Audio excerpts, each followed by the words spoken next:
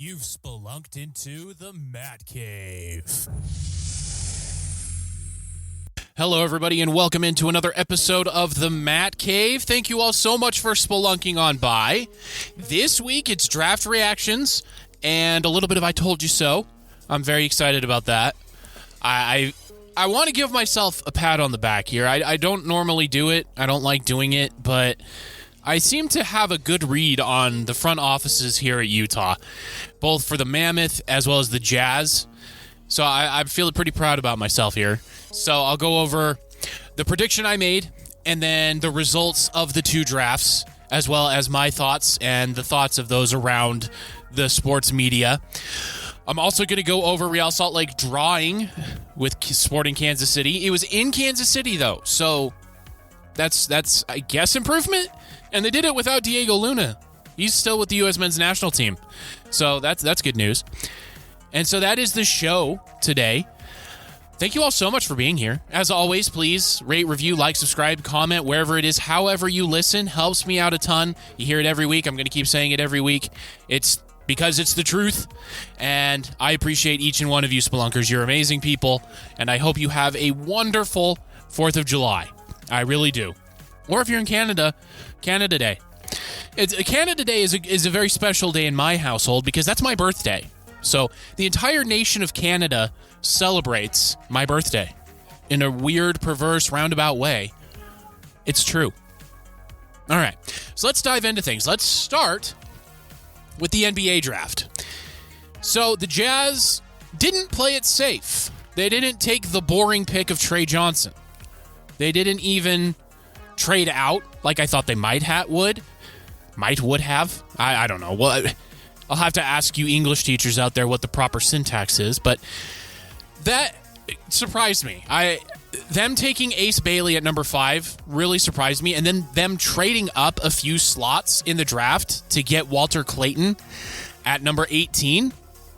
That's pretty good. And then I even like the second round pick they made in John Tonje, because if you remember to last week, I was complaining about the NBA and how it's always about the youth. It's always about upside, that U word I hate, or potential, or all of that.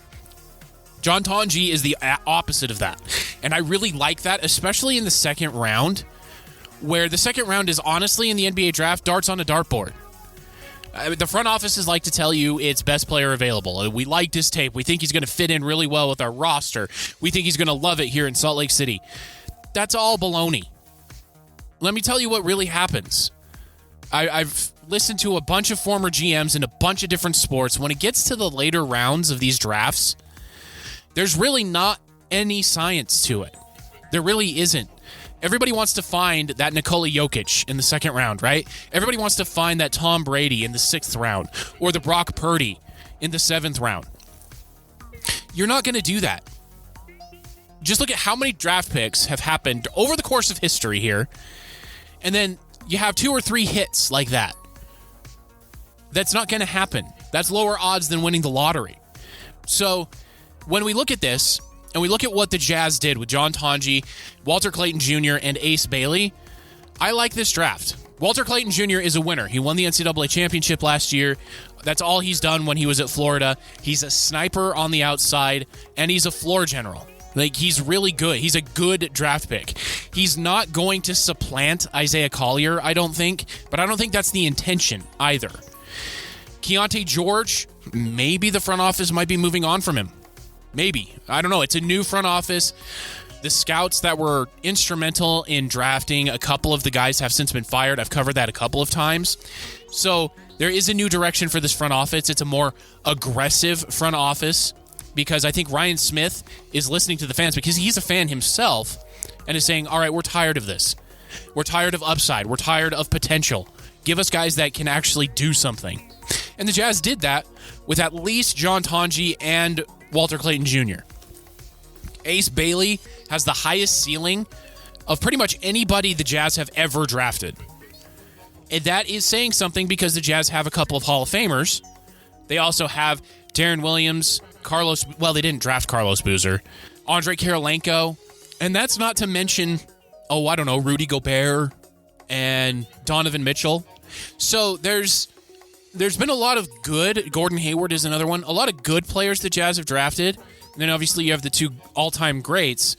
But when we look at this and we see what Ace Bailey is capable of, I'm seeing comparisons from all the way up to Scottie Pippen, to Jason Tatum, Jaylen Brown, and his floor is an Andre Kirilenko type, if he commits himself defensively. That's a pretty darn good floor for us here in Utah, and that's a Hall of Fame type ceiling. That's a really, really good draft pick. And I was just as surprised as everybody else that the Jazz drafted him, and my initial reaction was, oh, they're just going to trade him. They're just going to go after Jaylen Brown again. They're going to update their trade package and be like, hey, you get a younger Jaylen Brown here. That's what I thought the Jazz were going to do.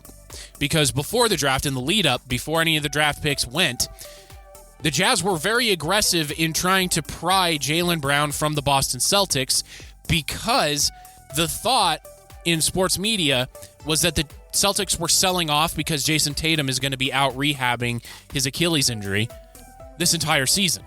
So the thought in sports media was that the Celtics were just going to boot on this next season and then recoup and restart when Jason Tatum comes back. I saw it a different way, and I seem to be right. Yeah, they traded away Drew Holiday, they traded away Kristaps Porzingis, and they didn't get terribly too much in return. But what they did do is they freed up cap space for them to re-sign Jaylen Brown and Derek White. Those guys were always going to be untouchable. That's their big three in Boston. It's Jason Tatum, it's Jaylen Brown, it's Derek White. So that's what they were doing. And I don't know why nobody saw that. Everybody was like, oh, they're just selling everybody off. Jason Tatum's going to be out for the year, and then they're just going to recoup in one offseason. No, that's not how it works. That's not how you build a team. That's not how you build a roster. This is not a video game. This is not NBA 2K, where you can trade a pair of socks and a second-round pick for LeBron James. You can't do that in reality. So that has permeated in sports media, all the way up to Stephen A. Smith, who is the biggest moron in sports media right now. He really is. And look no further. ESPN, the New York Times, all of them. There is nobody who has covered the Ace Bailey situation well. They've all covered it through the lens that the NBA wants them to cover it, because of they don't want anybody to come to Utah. They don't want anybody to go to Salt Lake City. They don't want that to happen. I did a 10-minute episode on this, and look no further than the draft lottery. 1.5% chance for the Dallas Mavericks to get the number 1 overall pick. It was a 1% chance for the Utah Jazz to fall out of the top 4. What happened? Oh, the big market got the number 1 overall pick. The Jazz fell. Hello. And it wasn't just the Jazz, like the Wizards and the Hornets fell too. So I'm not going to rehash that 10-minute episode. Go listen to it again if you want to hear my opinion on the NBA. It's called The Fix Is In. So go listen to that one. It was a few weeks ago when the lottery happened. So now, focusing back in on the Jazz. I talked about the Celtics a little bit. Now let's talk about the Jazz. What's going to happen with the rest of their roster? What does that look like moving forward? Because when we look at it, the backcourt is chock full, and there's just not enough minutes in a game to get the development in for the young guys and to keep the veterans happy with playing time. Because the veterans have incentives in their contracts that they want to hit so that they get paid. So guys like Colin Sexton, Jordan Clarkson, they're gone. And I hate saying that because I've come to really like both players, but neither of them fit in the long term of what I think Justin Zanuck, Austin, and Danny Ainge are trying to do. That's how I see it. So whether it's before the season starts, like before training camp begins in September, or at the trade deadline, Jordan Clarkson and Colin Sexton are gone. And I hate saying that because I love them both, and they both like being in Utah. What does that mean for Lauri Markkanen? That's a tougher enigma to try to sort through here. What does happen with Lauri Markkanen? Because if the Jazz trade Lauri Markkanen, what kind of return can they expect? I don't know.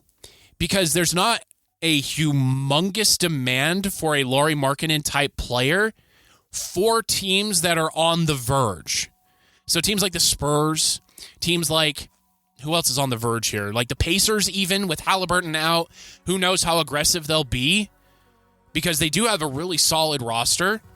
And I mean, Lauri Markkanen is expensive, but he's not over the top, Kyrie Irving level, Jason Tatum level expensive. So that'll be very interesting to watch. Lauri Markkanen loves it in Utah. Ryan Smith loves Lauri Markkanen. But at the end of the day, professional sports is a business. It doesn't matter if they like where they are. You have to play where you're paid. And that brings me back to Ace Bailey. Ace Bailey has never said anything negative about Utah, about Salt Lake City, about the Jazz front office, the Jazz coaching staff, the Jazz players, even Jazz fans. Ace Bailey himself has never said that stuff.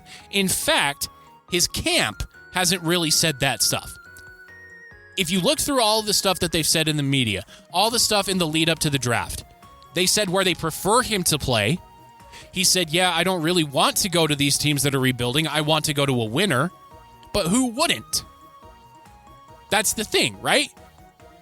Everybody is afraid of the next Eli Manning situation. The Chargers created a monster when they did that. They did. And now everybody wants to be the next Eli Manning. They want to be the guy who dictates where they go. What they forget is that in the NBA, you have 30 teams. You have 30 options. Of those 30 options, I would say about 20 of them don't really see you as a viable option, and there's not really a place on their roster and future for you. That drops you down to 10. Of those 10, there's probably one or two teams that are either winning or on the verge of winning. That leaves 8. So what you're saying is you would rather a 10% chance to go and play a game for a living for an outlandish salary, and you're going to throw that away for a 10% chance. You kidding me?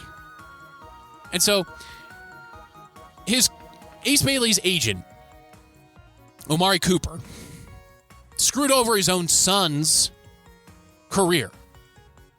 He pulled the same stuff when his son was coming out of college. And in fact, this guy won't do interviews unless you pay him to do them. And that's not rumor. That's not hearsay or scuttlebutt. That's fact. This guy is not great. He has given bad advice to his own son. So when we hear all of this stuff around Ace Bailey, we need to remember and we need to cut through the crap. None of it came out of Ace Bailey's mouth. When Ace Bailey came to Salt Lake City, he was smiling, he was happy, he was laughing, he did not look angry, sad, a sad sack, mopey, poor me, none of that. He looked excited to be here. In fact, so did his family from everything I saw. So, where does this come from? Where this comes from is a sports media juggernaut in ESPN that loathes the small market. They hate the small market. ESPN, ABC, Disney, they hated this NBA Finals because it was Oklahoma City against Indianapolis. Neither of those are huge. ESPN loves Los Angeles. ESPN loves New York, Miami, Dallas, and Chicago. It hates everything outside of those markets. It doesn't even really like Denver. So, when we look at this, we have to remember that there is a slant. There's always a slant, and you have to find it. Where the slant was with this Ace Bailey coverage was with Jonathan Givney, was with Stephen A. Smith, was with Bobby Marks, and all of those guys at ESPN who made up this story. Was there a kernel of truth at the center of it? Kind of. The kernel was a kid saying, I want to go play for a winner. What player doesn't want to do that? There's a very small percentage of people in professional sports that only play for the paycheck. The reason they got to the point where they are is because they are unbelievable competitors to the point of mental illness. So they took that and they blew it out of proportion. Just blew it out of proportion. And now that the story is Ace Bailey is in Salt Lake City, since he landed here on Saturday, June 28th, I haven't really seen terribly too much about Ace Bailey. Funny how that works out. When the story doesn't pan out the way you were reporting it, air quotes reporting, you ignore it and hope it goes away. So, Spelunkers, my message to you. When we're coming from a small market, stop listening to ESPN, New York Times, all of these other places, Sports Illustrated, which is basically run by AI now. Don't look at that stuff. It'll only make you angry and confused. Because the Jazz front office came out and said immediately after the draft, even the owner said, we love Ace, that's why we took him. When Ace was drafted, he was said, I'm surprised, because there was no indication from the front office that they were going to pick me. That's because the front office doesn't have to tell anybody what they're going to do. And what Ace Bailey did was a lot the same as a lot of other players. If we remember back to Steph Curry, when he was coming out of Davidson, his camp said he didn't want to play for Golden State. How has that worked out? So I know that's an extreme example of a Hall of Famer, but it's basically the same situation. It's sports media trying to create drama so that you'll click on their articles, so that you'll watch their YouTube videos or you'll watch their programs on TV. That's the whole thing. Truth in journalism is basically dead when it comes to sports journalism, honestly, because they just want you to click on the story. They don't care if the story is correct. And that's really where we're at with ESPN. Now that Stephen A. Smith has taken over the network, it's garbage. I still respect the man for the hustle he put in and for all of the work he did to take over the network. That doesn't mean I have to like him, and that doesn't mean I have to like anything that comes out of his mouth, which is basically drivel and garbage. All right. My grade for what the Jazz did in the draft is similar to what you have been seeing other writers present. And by the way, I am not lumping our local reporters like Andy Larson or Tony Jones, who has had his role expanded at The Athletic because he covers the Denver Nuggets as well as the Utah Jazz. And I think he's been expanded to even covering the Phoenix Suns now. That's just how good he is. So I'm not lumping those guys in with everyone else. Those are the people I trust. Okay, so my grade, it's along the lines of what everyone's saying. I don't really think it's a B or a B+. I would put it at an A- because they took a swing. They did the opposite of what I said. Because I thought they were going to play it safe. Get Trey Johnson, then stay pat at number 21 and get some European player. And then in the second round, either trade the picks away or spend them on, players they can stash overseas for a while. That's honestly what I thought they were going to do, because that is what the Utah Jazz front office has done time immemorial. But this time, they took a swing, and I appreciate it. So I give them an A-. That's my grade. What they do from here will shape that A-. If they are unable to move Jordan Clarkson, Colin Sexton, John Collins, or Walker Kessler before the season starts, that grade shifts to a B+. But that's as low as I'm going to go. So overall, respect, really, to the Nepo baby, Austin Ainge, and Danny Ainge, and Justin Zanuck. I think they did a good job. So now let's transition this to the NHL draft and Bill Armstrong and company. So before the draft even happened, Mammoth GM Bill Armstrong hit a grand slam. He scored 2 hat tricks in a single game. He acquired one of the prizes of the offseason in JJ Peterka, and then immediately signed him to a 5-year extension at $7.7 million annually, which is a little bit less than what he could have gone for on the open market by about $1 million or so. That's along the lines of a Mikhail Sergachev. It's not quite as high as that because Mikhail Sergachev is already proven to be one of the top 5 defensemen in the NHL, but it's up there. So let's look at some of the stats for JJ Peterka. So he is a 23-year-old proven goal scorer from Germany. The other German that's really good is I can't believe I spaced his name for a second there, but it's Leon Draisaitl, one of the best players in the NHL. He scored 28 goals and 50 points in his rookie season, 2023-2024, and then he followed that up immediately with scoring 27 goals and 68 points in 77 games. So he missed 5 games. That is incredible. What that means is that would have slotted him second, tied with Dylan Guenther, for the second most goals scored by Mammoth players, beaten only by Clayton Keller, and his points would have dropped him third, behind Clayton Keller, obviously. So this trade is a grand slam. He's 23 years old. He fits in perfectly with the rest of the roster. Logan Cooley, Dylan Guenther, Clayton Keller. I mean, the names go on and on. What did the Mammoth give up? Well, everybody thought it was going to take that first round pick, number 4 overall, to get this deal done. Or it was going to take something like Tijji Ginla or somebody like Daniil Butt in their pipeline. Not even that. All it took was Josh Doan and Michael Kesselring. The ceiling for both guys, so Michael Kesselring, bottom 4 defenseman. Josh Doan, bottom 6 wing. That is their prediction. That's the prediction I'm seeing from like Emily Kaplan over at ESPN, Ryan Clark, as well as a whole slew of other people on like The Athletic and NHL.com. Like, that's the ceiling for those guys. That's it. That's all the Mammoth had to give up. That's it. That's incredible. The Mammoth, across the board, GM Bill Armstrong got an A+ for this trade. I give them an A++. A++, see me after class, and I'll give you a cake.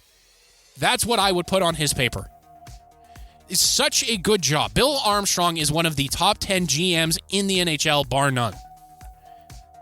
And the free agent period hasn't even started yet. That starts on my birthday, on Tuesday, July 1st. They still have a slew of money that they can go out there and sign a Connor McDavid.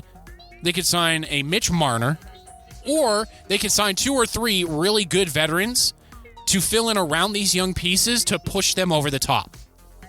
Brad Marchand, anyone? So there's a lot going on here in Utah, and it's very exciting.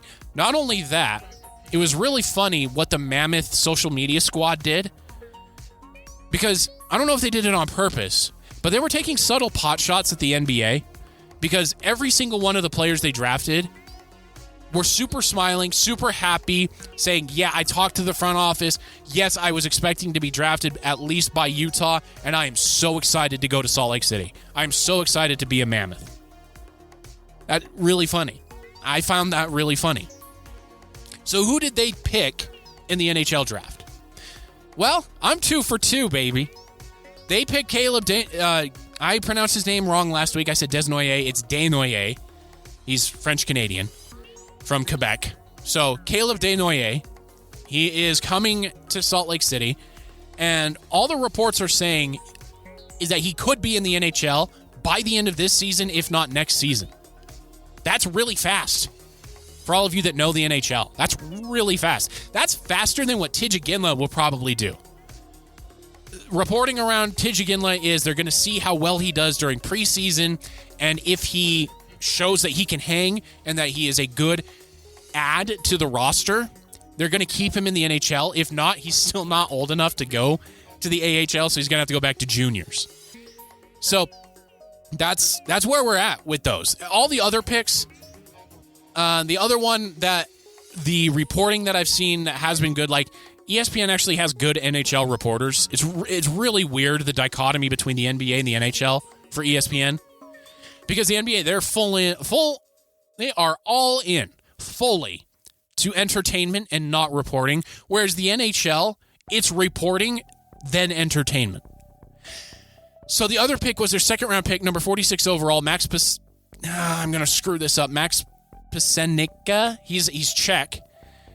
And he is a defenseman that a lot of people are very happy about, in that he has a good chance to be a good offensive defenseman and potentially be a second-line defenseman. That's really, really good. The rest, they're saying, don't really profile to be NHL-type players. Yegor Borikov, Ivan Tkachenko, Ludwig Johnson, and Rico Alanko. They're saying don't really project to be NHL-type players. We'll see. I mean, projections are one thing. Actually working out that way is another. Overall, I give the draft, I give it a B, just because there was only those 2 picks that really project that highly. I think they could have done better in the 3rd and 4th round.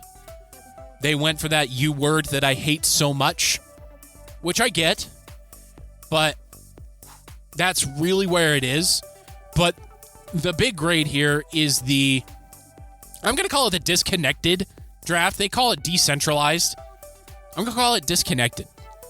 It was terrible. That draft was awful to watch. It was awkward. It just didn't work.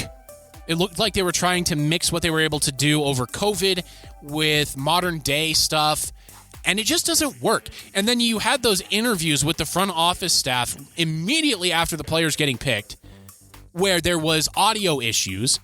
Look no further than the interview between Bill Armstrong and Caleb Desnoyers, where Desnoyers couldn't hear Bill Armstrong. So it was just a mess. It was such a bad idea. And the NHL looked at the NFL and said, well, if they could do it, we can do it. I'm sorry. That's like saying the Utah Grizzlies can go and win the Stanley Cup this year. They're not even in the same league. So this draft was a failure. I hope they change it. The draft when they were in the Globe in Las Vegas, when Utah first entered the league, was so good. And then they follow it up this year with this complete dud. It gets an F, a hard F. So recapping the draft and how I liked it, Utah Mammoth get a B for the draft, but they get an A++ for the week of the draft because they kept their plans under wraps. Nobody knew what Bill Armstrong was going to do, and then he swings to get JJ Peterka. That big swing I was talking about wasn't actually that big of a swing.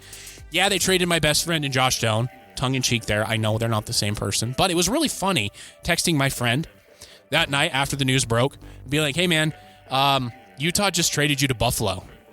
And he texted me back, WTF? I don't like Buffalo. Why would I go there? So it was just really funny back and forth between me and my friend there. And Michael Kesselring, a solid yet unspectacular defenseman. Just a great week. Just a great week for Bill Armstrong and company. And then for Danny Ainge, the Nepo baby, and Justin Zanuck, really solid draft. They did not go for the U word as much, and they also didn't go soft and safe, which is what they've done in the past. All right, so let's move it along to Real Salt Lake really quick here. Real Salt Lake went to Sporting Kansas City and drew. I know. Real Salt Lake, don't be alarmed here, has scored 3 goals in their past 2 games. I know. Who is this team? Unfortunately, they drew with Sporting Kansas City. It was 1-1. Johnny Russell scored the opening goal in the 45th plus 1 minute, so the 46th minute into stoppage time of the first half. And then in the 59th minute, Sporting Kansas City equaled the score. But get this. When it comes to yellow cards and red cards, Sporting Kansas City had more than Real Salt Lake. I know. Crazy, right? So maybe Pablo Mascheroni is finally getting through the thick-headed skulls of the young players of Real Salt Lake and their understanding. What does that mean for Real Salt Lake's point total? Well, they get a +1, and they stay bottom 3 in the Western Conference. Their goal differential is not the worst in the West. It's 3rd worst. So there is that.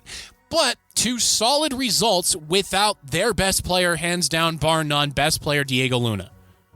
So that's really good news as far as what can happen as we move forward. The summer transfer window opens this month for MLS. So say goodbye to Diego Luna. There's going to be a Godfather offer for that kid, and he deserves it. So that is the show this week, everybody. Let me know if you agree, disagree, how you viewed the draft week of the Jazz and the Mammoth. Happy birthday to me, I guess. And I will see you all next week when we spelunk back into the Matt Cave.